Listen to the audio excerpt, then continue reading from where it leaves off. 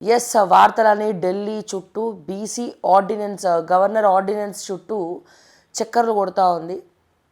And ముఖ్యంగా నిన్న governor కూడా అక్కడికి వెళ్ళినట్టు కూడా తెలుస్తూ ఉంది, ఢిల్లీకి వెళ్ళినట్టు తెలుస్తూ ఉంది.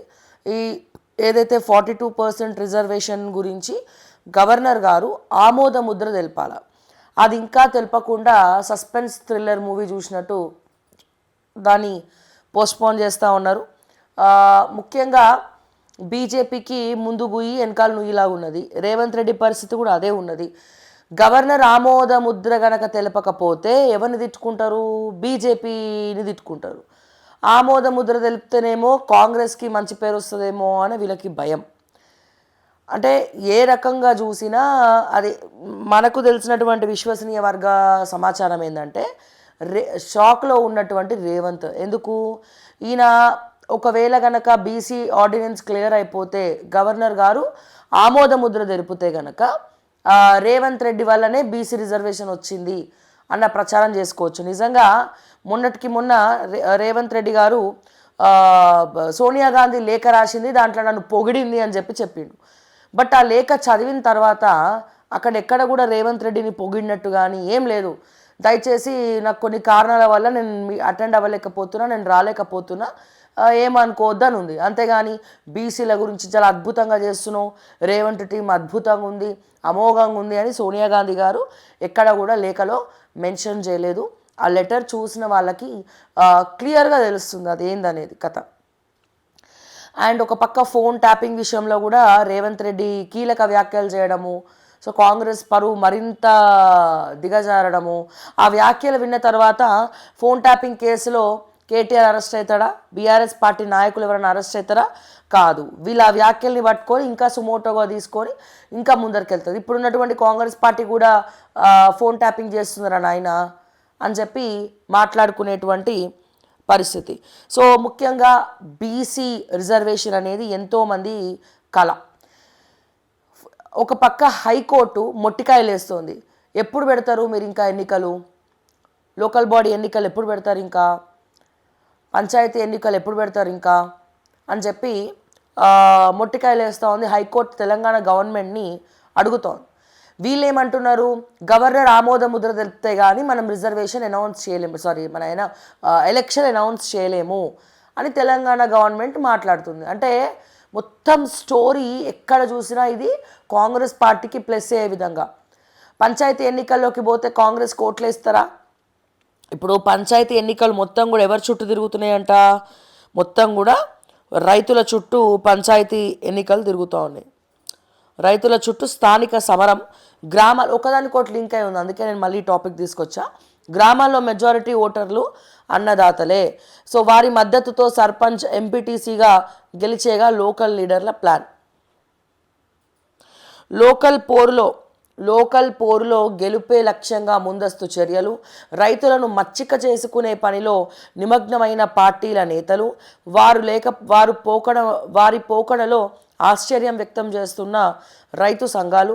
ఇప్పటి వరకు 8 లక్షల రైతులకు 12,000 కోట్ల రుణాలు మంజూరు.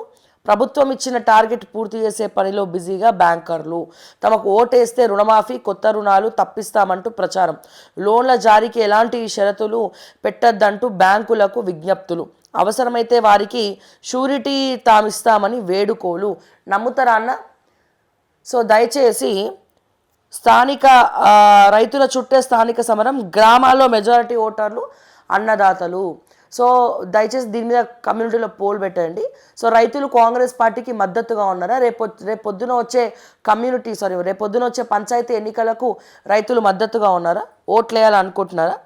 సో గ్రామాల్లో మెజారిటీ ఓటర్లు అన్నదాతలే ఉన్నారు. అందుకని వీళ్ళు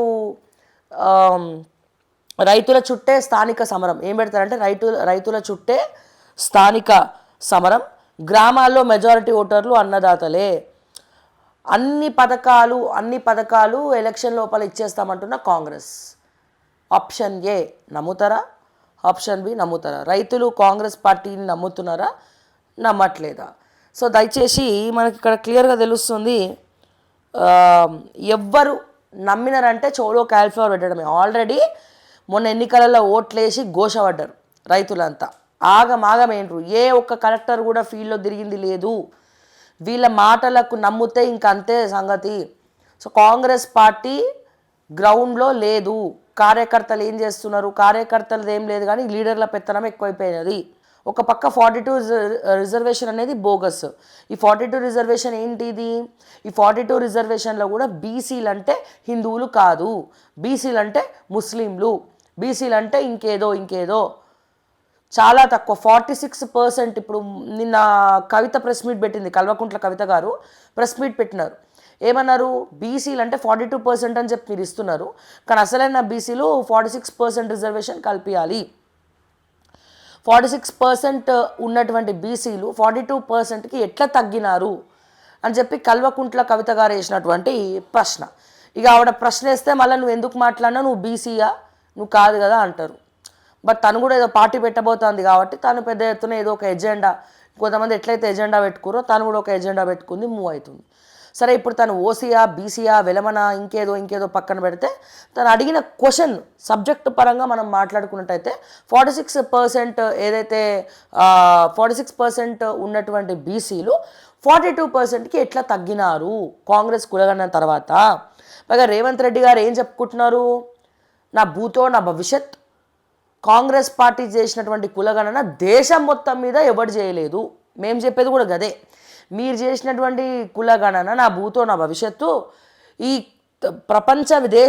దేశం కాదు ప్రపంచవ్యాప్తంగానే ఎవడట్లా చేసి ఉన్నాడు. అంత ఘోరంగా, అంత నీచంగా చేస్తున్నాడు. అండ్ ఇంత ఘోరమైనటువంటి పరిస్థితిలో మన తెలంగాణ ఉంది. అసమర్థత పాలన, రేవంత్ రెడ్డి అసమర్థత పాలన. బీజేపీ హైకమాండ్ తోటి రేవంత్ కుమ్మక్కైండు. ఇది చాలామంది తెలుసుకోవాల్సినటువంటి విషయము. అందుకే హైకమాండ్ కూడా ముక్కున వేలేసుకొని రేవంత్ రెడ్డిని దగ్గరికి రానిచ్చే పరిస్థితిలో లేదు. ఎవరు? కాంగ్రెస్ పార్టీ. సో ఇప్పుడు మనకు వచ్చినటువంటి విశ్వసనీయ వర్గ సమాచారం ఏంటంటే చర్చలు నడుస్తూ ఉన్నాయి. 90% ఆమోద ముద్ర ఎట్టి పరిస్థితుల్లో కూడా ఇక్కడ రాజకీయం చేయబోతోంది బీజేపీ పార్టీ. ఎట్టి పరిస్థితుల్లో కూడా గవర్నర్ ఆమోద ముద్ర తెలపకుండా చేస్తారు. ఎందుకంటే గవర్నర్ ఆమోద ముద్ర తెలిపితే కనుక ఎవరికి పోతుంది ప్లస్ పాయింట్, ఎవరికి ప్లస్ అవుతుంది? ఇక్కడ బీసీలకి ప్లస్సా, కాంగ్రెస్కి ప్లస్సా? బీసీలకు ప్లస్ అని ఎవరు చూడడు, కాంగ్రెస్ పార్టీకి ప్లస్ అవుతుంది బరాబర్. ఒకవేళ ఆర్డినెన్స్ క్లియర్ చేసినా మళ్ళీ ఎవడో కౌన్ కిస్కా తోటి ఎవరితోనో కోర్టులో కేసు వేపిస్తారు, మళ్ళా అది ఆగుతుంది. కాంగ్రెస్ పార్టీకి కావాల్సింది ఏంది? ఇప్పుడు దమ్ము లేదు, ధైర్యం లేదు, గ్రౌండ్లోకి పోయి కొట్లాడలేరు. ఎందుకంటే వాళ్ళకు కూడా తెలుసు మొత్తం గ్రాఫ్ అంతా పడిపోయింది అని చెప్పి. పంచాయతీ ఎలక్షన్స్లో పెద్ద పంచాయతీ అవ్వబోతుంది అందరికీ తెలుసు.